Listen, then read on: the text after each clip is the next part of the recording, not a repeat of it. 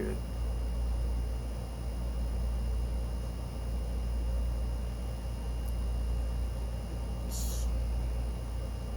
It doesn't have to be the fate of everyone in the world. Junkies can get clean too. I've seen it. I've seen some of the worst addicts become wealthy people years later. Like an absolutely different person. And that makes me feel good. That's the best thing I can see, especially where I'm at with my sobriety right now, is people who got clean. People who were on these pills and fentanyl and oxy and heroin and whatnot and got clean. It's very rare. You know, they always say rehab, but 1 in 10 of us is gonna make it. 3 are gonna die and 4 are gonna relapse. And they're pretty much right on.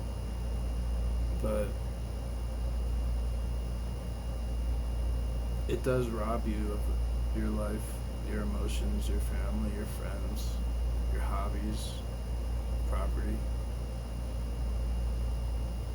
I've seen people pawning cars worth $30,000 and they pawn it for $8 at a pawn shop. And $8,000's enough to get a lot of dope for a month. It's unbelievable how much a junkie can make in a day with money and panhandling and pawning stuff and stealing stuff. A lot of people make $100, $200, $300 in one day. Make money out of nothing by asking and begging. And no one wants to beg. It makes you feel terrible. And I hate it, but I've done it a million times. I'm not proud of it.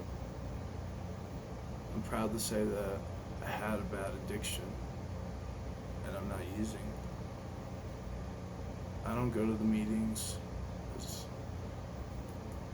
I'm trying to learn how to live in this world without needing to talk about my feelings, or talk about how bad I feel, or talk about how much trouble I'm in. I'm trying to learn how to not need that anymore, to be able to be okay with yourself, alone, with no one around, for a long time, and just not speaking out loud.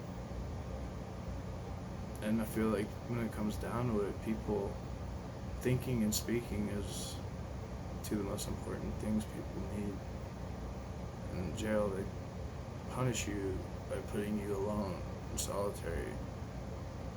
And that's the worst torture they can do to a person. A dark room with no people, locked in it for who knows how long. People will go crazy. But they're trying to break people, and that's how you break people, is you take them and you put them in solitude. And very rarely does someone not break. Very rarely does someone have an epiphany in solitude to where thoughts are a construct and they're not real. And I don't need to do it. I don't need to think about it. I don't have to think at all. I can just live in the moment. I can literally just sit here and be happy, tapping against the wall. Just do whatever you need to do to keep your mind busy.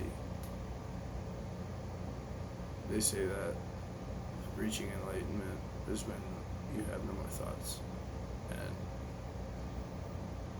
all you are is someone living in the moment. And that seems beautiful to me. And that's my goal, is to be able to be okay with myself without speaking, without the need to speak to other human beings. I feel like it's almost becomes a weakness if you need to go to speak to people. You need to go to the meetings. You need to share, and you need other people to share the same problem and make you feel not alone. I know that there's a ton of addicts, and I know that there's a lot of people that feel the same way I do, and they have the same problems with the same pills, and I'm not alone in this world with that at all. And I know that, and that's comforting. However, I don't have much family. I don't have almost no friends. My girlfriend's gone, and she had a problem with alcohol, and her liver was failing, and she wouldn't stop drinking, and I don't even know if she's alive. But her leaving was enough for me to relapse, of course, because that's my first go-to when I'm at the point of saying fuck it. I'm starting to realize that saying fuck it is the worst thing you can do. Because then you're more on a primal self. You just don't care of the repercussions, and you just want to feel better. So you'll do anything to go get your fix. And sometimes anything can be illegal, and you end up in jail.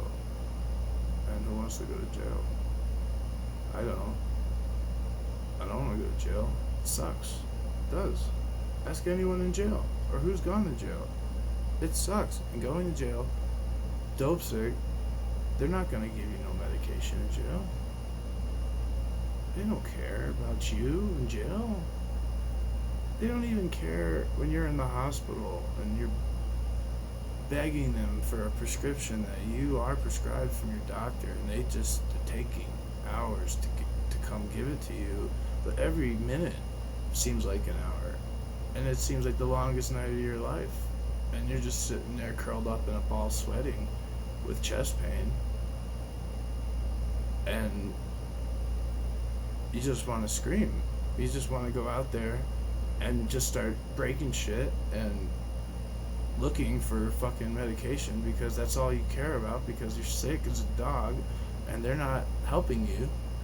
I've even asked doctors in hospitals. I've literally asked doctors, so you're not gonna help me, even though I'm withdrawing really bad and I need my medication, and I'm supposed to normally get a pill at this time, Suboxone at this time, and you guys aren't gonna give it to me. And they say, well, yeah, we can't. And it's pretty crazy how easily they can just say, I'm sorry, the only way you're gonna feel better is if you just walk out the front door, run down to the gas station and steal some money and start asking random people.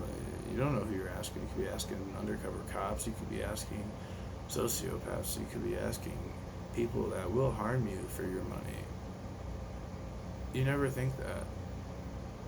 I've driven through ghettos, the worst of the ghettos. I mean, with where all the drug dealers are, with $1,000 in my pocket, looking for fentanyl, not thinking about getting robbed or caught or anything like that. All I'm thinking is feel better, feel better, feel better. Just gotta feel better. I just need my pills. I just need my pills. I don't care what it takes. Fuck it. Fuck it. I don't care what it takes. I just need them. I need them. You know, anyone says I don't, fuck them. I need them. You tell yourself every reason in the book why you need them, and it always ends up the same way. You'll have nothing. You'll lose your family. You'll lose all your friends. Lose all your money and all your property, and you lose your home, and you end up living on the street, by a gas station, begging, and that's no way to live. And I don't like seeing anyone ever have to live that life, and I would never want anyone, I would never wish this addiction on anybody, not my worst enemy. I couldn't. This is the worst thing I've ever felt. And I felt it a million times. Years and years and years and years and years, and it never stops, and it never stops. Even when you stop with your drug of choice and you get on Suboxone, or methadone. Methadone's really bad though. You're pretty much on it for life if you're on it, because the withdrawals are so terrible that my doctor gave me oxycodone to get off methadone, which makes no sense. It's going backwards to go forwards, but it worked a lot better than the withdrawals from methadone with just Suboxone were terrible. They were insane. They were probably, I'd say, fentanyl and methadone withdrawal are a lot similar. They're crazy painful to the normal crazy painful that you're used to. The normal withdrawal, that's terrible, but you know what that it's like. You know that it's gonna get a little better every day, a little better, and then eventually the sweats go away and the chest pain goes away, and when the pain goes away is when people relapse, because they forgot how much pain they were in early that week, and they just give up, or they think it's okay. It's not okay. You should be happy that you're feeling a little better, and you should be very cautious of what you do when you're trying to get some clean time, because we can make mistakes, and it's never on purpose. It's never what you want to do. It's always just an accident. It really is. And it's sad how you can. I had 13 years on just Suboxone, and I was happy with my life, and I was working full time, and I had friends, and I was able to get through my day and enjoy it a little bit. However, as soon as I was upset and alone, I went right back to it, because that's my instinct. And I wish I didn't do it, but I understand why I did, and I understand that if I continue, it's gonna really fuck my life up. Jails, institutions, or death are your three options. So I decided to stop again, and I have 11 days, and that's shit. That's sad. Someone to go a decade and throw it all away for some girl, or for a little bit of time, feeling a little bit better, but really screwing yourself in the end. I don't have any answers for how to do this, how to get clean.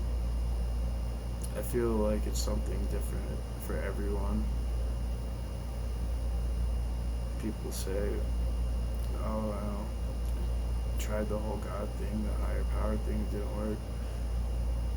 It's different for everyone, so if someone tells you this is the way it is, it's not, and it's different for you, and you have to figure out what you need your higher power to be to make you feel better and be able to live with yourself through that day. In little things like when you're thinking about something and then you hear that same thing on the radio or see a sign while you're driving saying the same word that you just thought, and it's just those little moments you feel God. You feel like that's where you're supposed to be. And life can literally break down to being as simple as wherever you are is where you're supposed to be. Whatever's happening to you is what's supposed to happen. And your future can be what you want it to be if you try hard enough. Life's becoming harder and harder with the prices of anything now. It's so expensive that most people are broke. They don't even make it paycheck to paycheck anymore.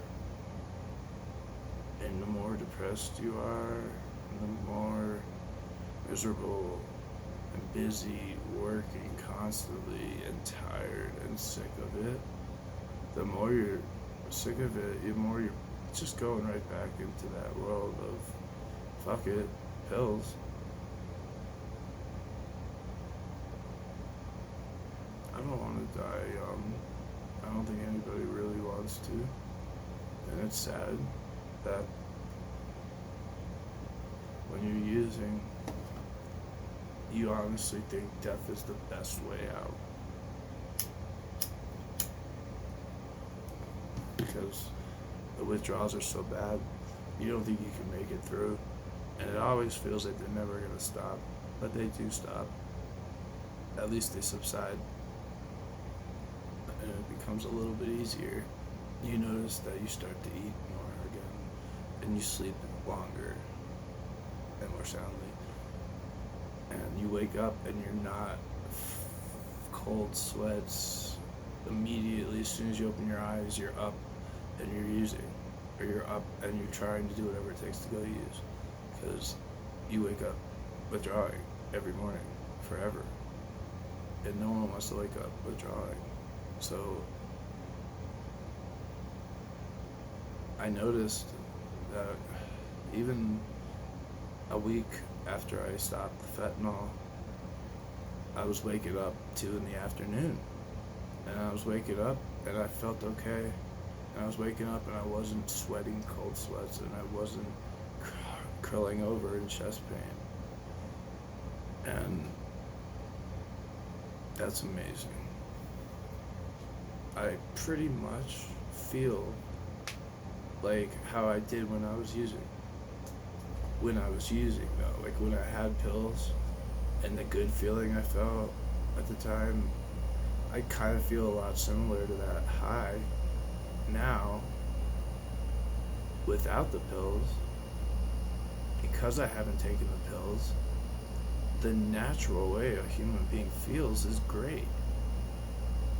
And natural pain, it's not that terrible.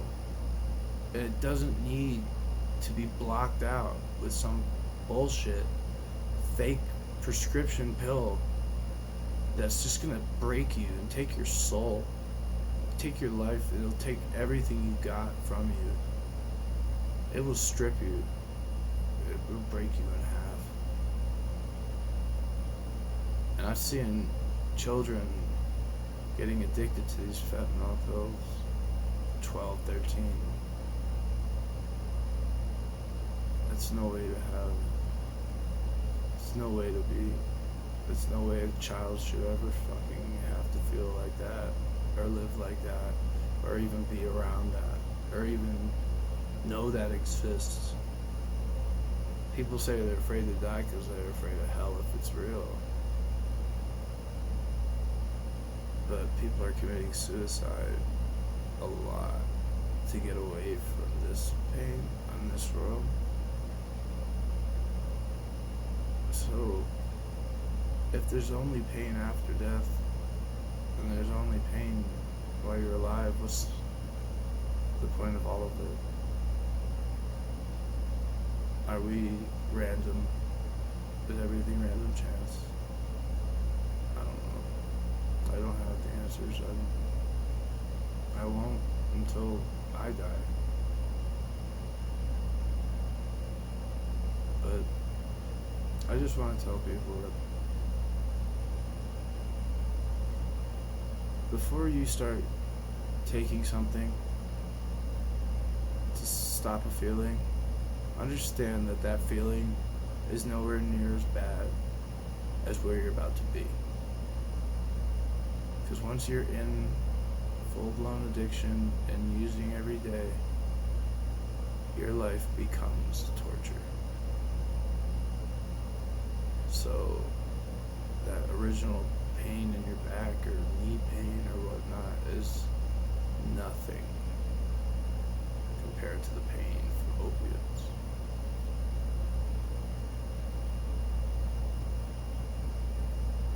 So don't take that first pill.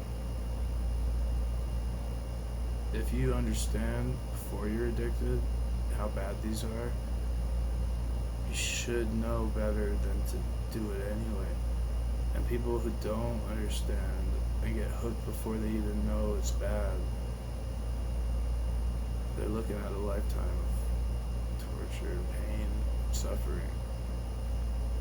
And no matter how long you got without using, you'll always be an addict. And you will always act the same way if you're broken down and cornered and scared and alone. And that sucks. But if you do live one day at a time and you don't use drugs for today and you don't think about tomorrow and you don't think about next week and you focus on today and what you're doing and how much you're thinking, and if you are thinking, think about something that you can do naturally to make you stop thinking so much. Go fishing, play video games, go for a walk, go for a run, go for a car drive, go listen to music, go sing in your car, sing as loud as you want, go dance in your house all around. Do whatever you want to do. Nothing's embarrassing anymore. When you threw your life into a trash can and there's no such thing as embarrassing anymore. You don't care who sees you or how bad you look or what the fuck. You don't care no more. It hurts too much. Life doesn't have to hurt. Life can be amazing. It's really your perception of it and what you think it is.